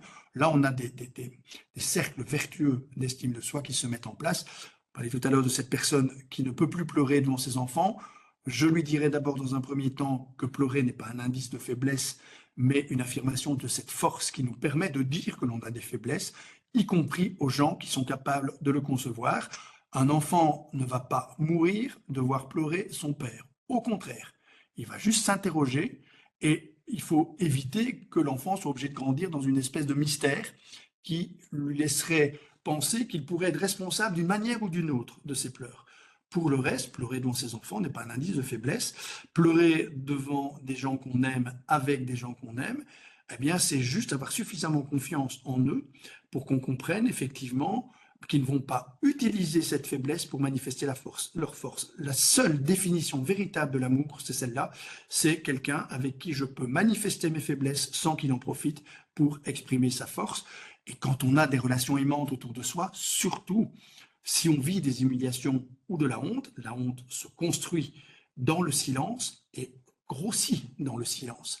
C'est-à-dire que on va effectivement vous dire, c'est pour ça que l'inceste est sans doute le crime le plus absolu dans l'humanité, parce qu'il construit la honte. Généralement, il est associé à tu ne dis à personne, hein, c'est un secret entre nous deux, et cette honte, liée à ce dégoût de soi et à la peur, mélangée, elle va s'épanouir. Alors sur le plan de l'estime de soi, les résultats sont évidemment catastrophiques, mais sur le plan d'une honte installée qui va se détruire lorsqu'on va commencer à parler. C'est pour ça que ce papa qui parle devant ses enfants, il est sur le bon chemin. Il ne faut surtout pas qu'il s'empêche de parler aux gens qu'il aime et aux gens qu'il aime, parce qu'il va être dans des relations qui vont lui permettre de se reconstruire et de déconstruire les mécanismes de honte pour reconstruire l'estime qu'il a de lui-même. Et la reconstruction ne se fera peut-être pas tout de suite dans l'environnement professionnel, mais sans doute dans des univers alternatifs dans lesquels il reprendra confiance dans ce qu'il sait faire. C'est pour ça, vous savez qu'il y a des gens qui vont à la piscine lorsqu'ils vivent mal les choses. Il y a des gens qui cultivent des tomates. Il faut savoir que si vous mangez votre tomate, une tomate que vous avez cultivée vous-même, votre estime de vous-même remonte sporadiquement. Donc, pensez pas qu'il suffira de cultiver des tomates pour que tout aille bien, mais quand on fait soi-même des choses, eh bien, on arrive très vite à remettre en mouvement cette forme de mécanique qui n'est pas l'idée qu'il faut avoir une haute estime de soi qui s'effondre au moindre échec, mais qu'il faut une estime de soi stable, qui nous incite et qui nous invite à faire beaucoup de choses, et en cas d'échec, à relativiser, parce qu'ayant fait beaucoup de choses, on aura probablement réussi un certain nombre d'entre elles. C'est pour ça que les cercles vertueux d'estime de soi sont sans doute beaucoup plus intéressants que les hautes estimes de soi gonflées artificiellement, et qu'une basse estime de soi n'est pas un souci du moment qu'elle permet d'avoir une estime de soi stable, mais qui n'impose pas à un moment donné de sentir qu'on est supérieur aux autres, par exemple. Le rapport entre l'estime de soi et les différentes questions qui avaient été posées sur la timidité, la honte, l'humilité et la prétention, ce sont les rapports qu'il y a entre ces quatre-là, parce que l'estime de soi me permet de résister à la honte et de me reconstruire au-delà de la honte, de résister à l'humiliation et d'estimer que cette humiliation est de toute façon inacceptable. Quand quelqu'un arrive déjà à dire ça, j'ai une estime de moi-même suffisante pour considérer cette humiliation comme inacceptable. Ça fait cette phrase, elle fait beaucoup de bien quand on a vécu une humiliation, et je n'accepte pas qu'on me traite comme ça. C'est faire preuve d'assertivité. Alors la honte, l'humiliation cadenassée, la prétention est complètement inutile si vous avez une estime de vous-même stable, parce que vous avez votre place, vous n'avez pas besoin de prendre celle des autres, et l'humilité devient naturelle, on le constate très souvent.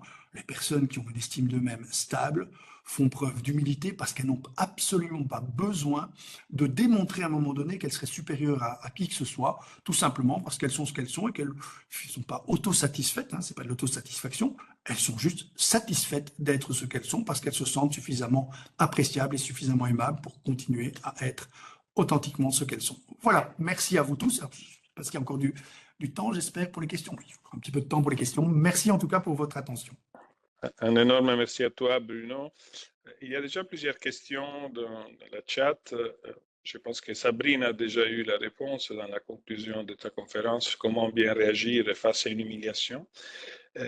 Il y a une question qui, en revanche, nous est fréquemment posée, parce que c'est clair que notre champ de travail, c'est surtout le niveau professionnel, mais nous avons affaire avec des collègues qui ont aussi une vie, qui ont des soucis. Nous gérons aussi les divorces, les crises au niveau du traitement de la part de notre administration. Bien évidemment, nous ne rentrons pas dans les dynamiques, mais il est vrai que surtout vis-à-vis des parents et des professeurs, la question qui est posée à la fin par Nelly est une question qui est très récurrente. Comment réussir à reconstruire l'estime d'un enfant en partie détruite par un, ou j'ajouterais même par les deux parents, qui parfois amènent leurs bagarres et leurs guerres, notamment lors du divorce, sur la peau des enfants, en les tenant responsables parfois de ce qui se passe. Notre suggestion, c'est toujours de faire appel à des spécialistes, en premier, mais est-ce qu'il y a des conseils de base que l'on pourrait donner?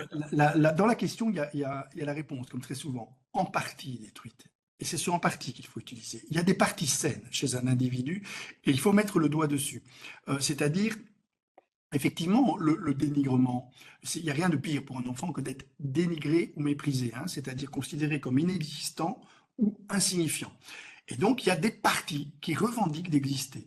Il faut le permettre de le faire. Alors, soit vous êtes le parent, entre guillemets, sain, et à ce moment-là, vous le faites exister dans les endroits où il peut exister, vous le rendez signifiant, etc., en supposant que ce que l'autre fait, eh bien, cet enfant peut en parler et vous en signaler simplement qu'il y a des moteurs qui ne sont pas les vôtres. Parfois, par exemple, dans des situations de ressentiment, on le voit très souvent entre deux conjoints, eh bien, l'enfant devient le porte-manteau sur lequel on dépose tous les ressentiments.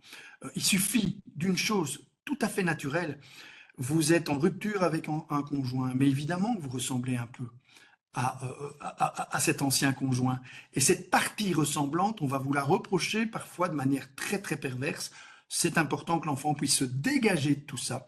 C'est pour ça que c'est important que le parent agisse, et vous dites d'aller voir des professionnels, mais pas seulement des professionnels, même des personnes qui, en dehors de la situation conflictuelle, parce que dans une situation conflictuelle, l'enfant il est souvent instrumentalisé, il le sent, des personnes extérieures dans lesquelles l'enfant va pouvoir se reconstruire parce qu'il se sent aimé pour ce qu'il est, pas en fonction de ses ressemblances ou de ses dissemblances. Quand un enfant entend « mais c'est tout son père », et que vous venez de vous séparer de ce père, parce que vous avez énormément de ressentiments par rapport à lui, ben il entend derrière « je suis comme papa, donc je fais partie aussi de ce que tu n'aimes plus en lui, ou ce que tu n'aimes pas, ou ce qui crée la rupture », ça rend effectivement la construction de soi des enfants, dans les situations de séparation, toujours complexe. Je n'ai pas dit que c'est toujours difficile, mais c'est toujours complexe, parce que vous allez devoir, par exemple, vous autoriser à vous reconstruire dans un autre environnement dans lequel vous recevrez des messages qui sont un peu différents, parfois plus confortables, parfois moins confortables. C'est important d'avoir des zones d'expression neutres. Ça que servent les professionnels, mais parfois ça peut être un cousin, une tante, un copain. Ce sont tous ces espaces de reconstruction identitaire en dehors de l'univers familial, ce qu'on appelle la deuxième socialisation, dans lequel je vais pouvoir utiliser des personnes aussi pour pouvoir être réellement moi-même. Il faut savoir que l'estime de soi se construit dans le développement d'une forme d'authenticité. C'est pour ça que les filtres ne sont pas bons, c'est pour ça que les jeux que l'on joue face aux autres lorsque on doit simplement renoncer à son authenticité pour se faire accepter quelque part sont très perturbants sur le plan de l'estime que l'on a de soi-même. Il y a aussi un message de Stella à qui nous adressons tous nos meilleurs vœux parce qu'elle a donné naissance à un petit garçon très récemment, qui était son rêve, mais elle a peur de ce que ça peut être ce futur virtuel, qui est un peu l'angoisse des parents vis-à-vis de l'avenir de leurs enfants. Alors, elle a peur de l'avenir ou elle a peur de l'avenir pour son enfant? Parce que c'est très différent. Alors, on peut avoir peur de l'avenir, c'est normal, et là, il faut faire preuve de la sagesse que les stoïciens nous ont enseignée, c'est-à-dire il y a ce sur quoi on peut agir, et il y a beaucoup de choses sur lesquelles on peut agir, et il faut avoir la force de le faire. Par exemple, nous sommes dans une société hyper connectée, s'autoriser, et on voit l'effet prodigieux sur l'estime de soi quand on s'autorise des moments et des lieux de déconnexion. Ce qui nuit très très gravement à l'estime que l'on a de nous-mêmes dans le monde actuel, c'est le scrollage. Lorsque vous êtes sur un portable et puis vous scrollez, vous regardez des tas d'images comme ça très rapides, il faut savoir que c'est comme ça qu'on bazarde ce qu'on appelle son gyrus frontal, une partie de notre cerveau qui nous permet simplement, et je pense que la personne qui vient de poser la question, elle doit réactiver son gyrus frontal. Le gyrus frontal permet de filtrer toutes les informations négatives à propos du monde. On est tous mortels, on va tous mourir, on ne sait pas quand, et nos proches vont mourir aussi. Alors, je ne reste pas là-dessus, ça plombe l'ambiance, parce que notre gyrus frontal refuse d'enregistrer ça en permanence. Les informations négatives sont filtrées pour qu'on puisse se dire, vivre, c'est quand même une bonne idée. Mais évidemment, quand vous scrollez, vous avez des tas d'informations négatives qui vous bombardent en permanence, sans que vous les creusiez d'ailleurs, elles vous bombardent. Le gyrus frontal dit, stop, j'arrête mon rôle de parexcitation, tant pis, le monde est nul, le monde est morose, et on a un climat de morosité qui s'installe. C'est pour ça qu'il y a deux petites questions qu'on doit se poser chaque fois qu'on va commencer une séance de scrolling ou qu'on va vers un écran, c'est pourquoi faire? Si c'est pour passer le temps ou parce que j'ai rien d'autre à faire ou par réflexe, oubliez, essayez de ne pas le faire. C'est un très mauvais pli. Et deuxième question, combien de temps? Parce qu'il y a une distorsion du temps dans le scrollage. Il faut savoir que le scrollage est un test pour l'humain terriblement inédit parce que c'est la première fois qu'on lui propose une activité qui n'a pas de début et pas de fin. Et donc, vous risquez très très vite d'être débordé parce que vous les regardez plus. Vous allez vous retrouver à avoir scrollé pendant 1 heure alors que vous aviez prévu de rester 5 minutes. Et donc, et là, l'estime de soi, qu'est-ce que je fais des trucs nuls, épouvantables. Et donc, il faut pouvoir travailler cette déconnexion et dans un univers, ne pas diaboliser les écrans. Cet enfant va grandir dans un monde où les écrans sont très présents, etc. Mais il faut les apprivoiser, il faut les dompter, il faut les mettre à leur juste place. Et là, c'est agir sur ce sur quoi je peux agir par rapport, par exemple, à l'hyperconnexion, par rapport au climat, faire du tri sélectif, etc. Tout ça est très bon pour l'estime de soi. Il y a ce sur quoi je ne peux pas agir, que je dois accepter. Il y a la guerre dans plein d'endroits de la planète et je ne peux pas faire grand-chose pour que ça s'arrête. Je ne peux même rien faire du tout, puisqu'on ne me demande pas mon avis. Et c'est sans doute normal. Là, je dois accepter. Et il faut le courage d'accepter que dans le monde actuellement, il y a des tas d'éléments anxiogènes. Et pouvoir dire à son enfant, tu es anxieux, je le suis aussi, c'est préférable que de dire ne sois pas anxieux, ça ne sert à rien. Et donc, il faut avoir la force d'agir dans les limites que je me connais sur ce quoi je peux agir, le courage d'accepter ce sur quoi je ne peux pas agir et la sagesse de discriminer l'un de l'autre. Là, ça permet effectivement, et si c'est une nouvelle maman qui vient de mettre son enfant au monde, je ne lui donnerai qu'un seul conseil, presque une obligation, soyez vous-même heureuse.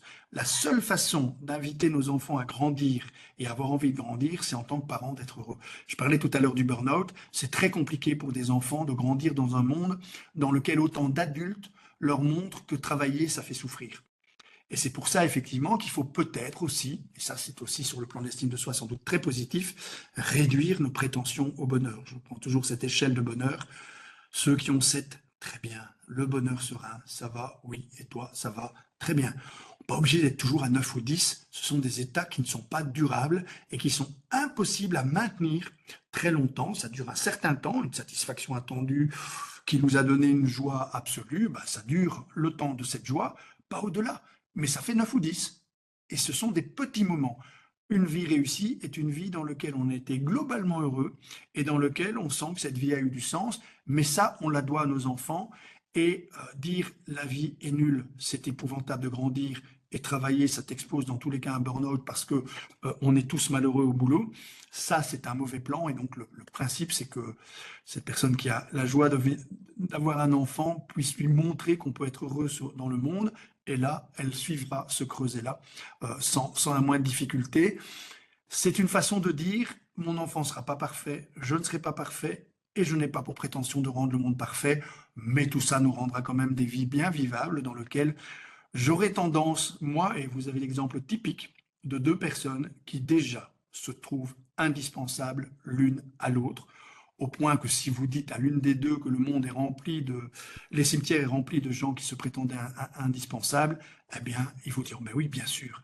Dès que vous mettez au monde un enfant, vous êtes indispensable pour lui. C'est le principe même de l'humanité. On n'est pas l'être humain est sans doute le seul animal qui vit cette relation particulière avec un bébé pour lequel le parent est indispensable. S'il n'y a pas de soin, le bébé meurt. Et donc, on est obligé de créer des relations durables. Et c'est ce qui fait de nous des personnes qui réfléchissent à leurs relations, qui essaient de les rendre durables et qui les travaillent, ce qui est moins le cas dans des communautés animales, par exemple. Et donc, on a l'exemple typique d'une estime de soi réciproque, parce que quand on a un enfant, on a parfois cette petite rehaussement de l'estime de soi. On se dit, tiens, je ne suis pas capable de transformer le monde, mais je suis quand même capable de mettre au monde. C'est déjà pas mal. Et à partir du moment où je mets au monde, je crée un tout nouveau monde, parce que le monde que cet enfant va regarder, c'est un monde qui est unique, qui est encore inédit, n'existe pas encore. Ce sera le regard que cet enfant portera sur le monde. Et cette création, bien, elle est due à la maman qui a eu le bonheur de mettre cet enfant au monde. Je vois que tu as suscité une pluie de cœurs rouges à côté de ton intervention. Il y a Johanna qui pose une question qui me semble aussi pertinente. Lorsque tu as parlé du collègue timide qui est très bien pour préparer la présentation, mais qui rougit pour parler en public, et de l'équilibre trouvé entre celui qui présente et celui qui rédige, Johanna se pose aussi la question si, en faisant de la sorte, la personne timide qui a peur de parler en public ne va pas rester avec sa crainte et n'est jamais être capable de présenter quelque chose en public. Donc, c'est pas en quelque sorte se résigner par rapport à ses limites. Alors, c'est tout le problème des violences éducatives ou institutionnelles. Est-ce qu'on doit se faire violence? Alors, je n'ai pas dit que la personne, eh ben, on allait lui dire, tu n'es plus autorisé à parler en public puisque tu ne parles pas bien en public.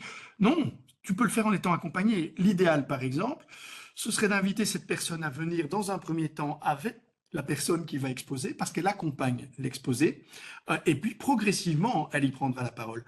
Le tout, c'est d'éviter, on le fait en éducation, hein, on évite les violences éducatives, on doit de la même façon dans les institutions éviter les violences institutionnelles, pas se faire violence, parce que si vous faites de l'eurotophobie, le fait de se faire violence va augmenter votre tendance à rougir.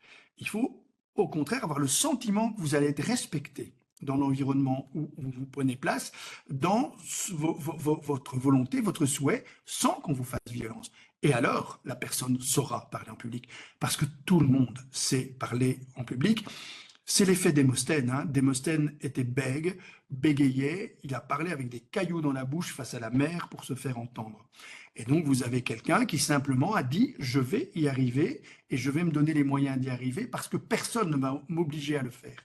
Et le principe, c'est toujours celui-là, c'est choisir. Alors les véritables collègues bienveillants sont ceux qui vont vous accompagner parce que j'ai envie un jour de présenter les choses. C'est vrai que si vous êtes non pas un timide, mais quelqu'un de réservé, que vous avez envie de présenter, et que chaque fois, vous voyez qu'on met quelqu'un à votre place parce qu'il le fait mieux que vous, là, vous risquez, sur le plan de l'estime de soi, d'avoir effectivement des blessures systématiques parce que vous n'avez pas osé faire, ça c'est les cercles vicieux de mes estimes de soi, dans un cercle vertueux d'estime de soi, j'ai envie d'expliquer les choses, je ne me sens pas encore compétent, je vais donc le faire dans des espaces protégés, je vais présenter uniquement devant des personnes qui me sont acquises, qui sont bienveillantes, de façon à pouvoir agir, et en faisant, me donner une confiance suffisante pour le faire avec un moindre risque d'échec.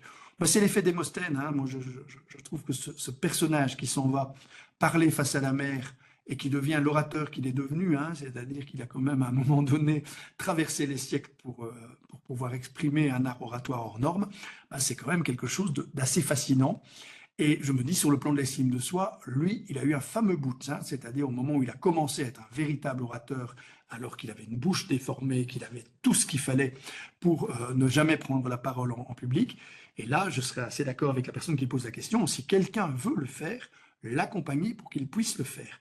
Mais ne pas le projeter par obligation dans la fosse au lion, avec l'idée qu'il va s'y faire massacrer et décider alors que décidément, c'est pas pour lui, il ne doit jamais se mettre en danger de cette manière-là.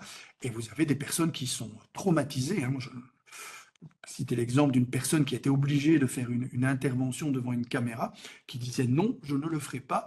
Et l'employeur a dit si tu es payé pour, tu le feras. Et il s'est vautré, c'était un direct, il s'est vautré complètement, il a donné sa démission dans la foulée parce que l'espace est devenu pour lui tout à fait invivable. Là, il y a eu un déficit d'assertivité et un problème de management absolu, c'est-à-dire ne pas écouter les personnes dans ce qu'elles ont à nous dire, non pas de ce qu'elles veulent faire ou pas, mais de ce qu'elles se sentent capables de faire en fonction d'un accompagnement qui sera présent ou pas, et de la forme qu'on donnera à cet accompagnement. Je termine avec une question qui revanche me semble beaucoup plus sérieuse et délicate.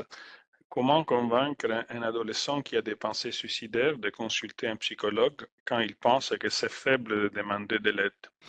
Alors ça, c'est effectivement, il faut lui rappeler que la vraie définition de l'autonomie, c'est pas la capacité de se débrouiller seul, c'est la capacité de faire appel aux autres quand c'est nécessaire.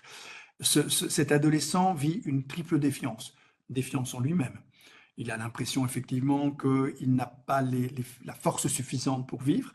S'il a des pensées suicidaires, c'est simplement ça, c'est une forme de défiance par rapport à soi, défiance par rapport aux autres. Et c'est vrai que le mot psychologue, je suis mal placé pour le dire puisque j'en fais partie, mais fait peur. Et c'est normal. On se dit, il y aurait quelqu'un comme ça qui aurait une espèce de fonction magique, qui serait capable d'aller trouver ce que je n'ai pas trouvé moi-même à l'intérieur de moi.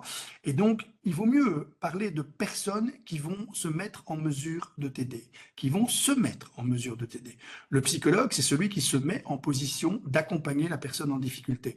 C'est pas celui qui prétend tout comprendre. J'invite vraiment les gens qui aiment les séries à regarder cette série qui existe en français et dans une version américaine, In Treatment. Vous allez voir ce qu'est un vrai psychologue, qui ne réussit pas nécessairement bien dans sa vie à lui, parce que ce ne sont pas des experts de vie, ce ne sont pas des gens qui vivent mieux que les autres et qui ont des recettes. Ça, ce serait effectivement l'idée peut-être que cet adolescent pourrait avoir. Il y aurait un psychologue qui aurait une recette de vie que je n'ai pas et il va me l'exprimer. Non, pas du tout. Et in Treatment, dans cette série, vous allez voir quelqu'un qui réussit pas très bien sa vie personnelle, mais qui sur le plan professionnel se pose en permanence en miroir. Il n'apporte rien lui-même d'autre que ça. Je vais reformuler tout le temps ce que vous êtes en train de me dire de façon à ce que ça devienne clair à vos propres yeux. L'adolescent doit comprendre ça. C'est pas un psychologue qu'on va lui mettre à sa disposition. C'est quelqu'un avec lequel il va pouvoir réfléchir. Peu importe le nom qu'on met sur cette personne-là. Et la troisième lien de défiance, c'est une défiance dans les institutions, dans tout ce qui à un moment donné peut s'opposer à cette idée suicidaire. C'est-à-dire qu'il n'est pas normal dans notre société, personne ne vient au monde avec une envie de ne pas vivre. C'est ce qui rend d'ailleurs la détresse enfantine aussi insupportable à nos yeux. Si vous voyez l'image d'un enfant en situation de détresse émotionnelle dans n'importe quel coin du monde, vous allez voir, si vous laissez une petite chance à vos neurones miroirs, c'est-à-dire si vous laissez 3 minutes d'attention à cet enfant, vous allez être immédiatement, les mécanismes d'empathie vont être immédiatement stimulés en vous, non pas parce qu'il y a de la détresse émotionnelle, mais parce qu'elle s'accompagne d'une espèce de sensation d'étonnement absolu. Un enfant vient au monde pour que le bien lui arrive. Il ne conçoit pas qu'il vive des choses aussi épouvantables et que tout le monde ne soit pas a priori bienveillant par rapport à lui. C'est cette espèce d'étonnement qui se mêle à la détresse qui rend l'image d'un enfant qui souffre insoutenable. Un adolescent, c'est quelqu'un effectivement qui a perdu cette confiance dans ce lien vital qu'on veut tous préserver parce que sans doute les institutions, l'école, un tas d'institutions a émis des messages contradictoires par rapport à lui, mais il doit retrouver cette confiance en la vie, confiance dans les institutions, qui ne peuvent pas entendre. Quand j'entends un adolescent suicidaire, un parent doit pouvoir dire, pour moi c'est pas audible d'entendre ça, je dois pouvoir. Alors on doit pouvoir dire, et j'ai énormément d'enfants et d'adolescents en consultation qui viennent de cette manière-là, je viens pour faire plaisir à papa ou pour faire plaisir à maman. Très bien, tu es venu pour la bonne raison. Parce que c'était insupportable pour tes parents d'entendre effectivement que tu n'avais pas envie de vivre. Ils t'ont pas mis au monde pour ça, et pour eux, c'est impossible à vivre. Et il faut savoir que dans les pensées suicidaires, ce qui retient du passage à l'acte, c'est aussi ça. J'ai pas envie de faire de la peine aux gens qui m'aiment, et donc je vais faire l'effort de continuer à vivre. Chez beaucoup d'adolescents, c'est un moteur qui reste très vivace. Et donc, il ne faut pas hésiter à dire, pour moi, c'est intenable, et donc il faut que tu ailles voir quelqu'un, un psychologue ou quelqu'un d'autre, qui va t'aider à comprendre ce qui se passe en toi, de façon à ce que tu puisses dépasser l'état dans lequel tu te trouves, parce que je suis convaincu qu'on va y arriver. Et il faut cette conviction. Les pensées suicidaires, ce sont des sonnettes d'alarme par rapport à l'envie de vivre et au désir de vivre, mais qui ne sont pas le renoncement à cette envie de vivre et au désir de vivre. Une pensée suicidaire, c'est pas un suicide. Un suicide, c'est un passage à l'acte. Une pensée suicidaire, c'est une idéation vis-à-vis de ce passage à l'acte. Et donc, ça suppose effectivement une mise en place de tous ceux qui se mobilisent pour aimer cet adolescent. On termine avec un conseil que tu peux donner tout le monde qui assiste à un film de Walt Disney ou qui lit un conte de fées aux enfants, parce que je pense que tu nous as tous perturbés lorsque tu nous as dit qu'il faut accompagner les enfants devant Blanche-Neige. Et Irina pose très justement la question, est-ce qu'il y a un livre qui va aider les adultes à accompagner les enfants? Alors, la première question, si vous regardez un Walt Disney et regardez avec votre enfant, soyez présent et taisez-vous. En fait, les enfants ont besoin de votre présence contenante. Ils n'ont pas besoin de vos explications. Donc, si vous faites une petite conférence comme je viens de vous la faire, ils vont à juste titre vous envoyer promener parce que c'est pas du tout ce qu'ils attendent. Je me rappelle, moi, de la première fois que j'ai vu Bambi, il y a longtemps quand même. Mais je peux vous dire qui était avec moi.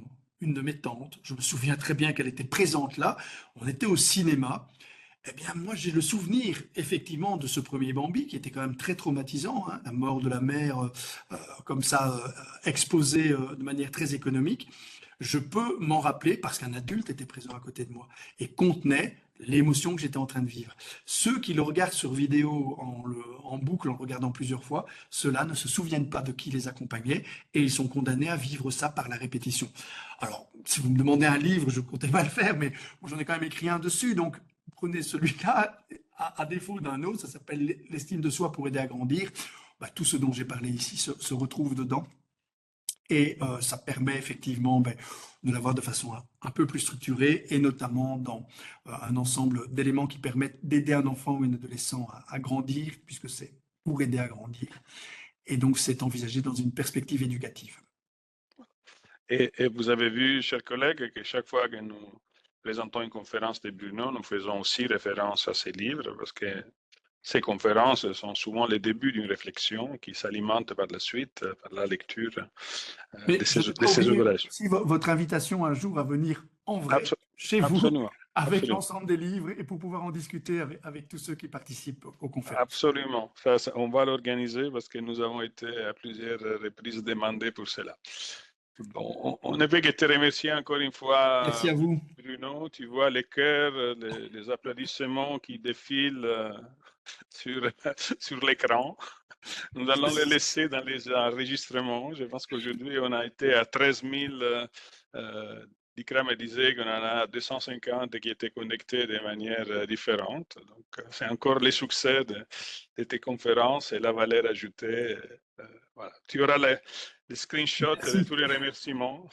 L'estime de toi, si jamais tu en as besoin, ça va encore plus grandir. Elle n'est pas haute, mais elle est stable. Donc, je m'en contente. Merci encore, Bruno. À bientôt. Au revoir.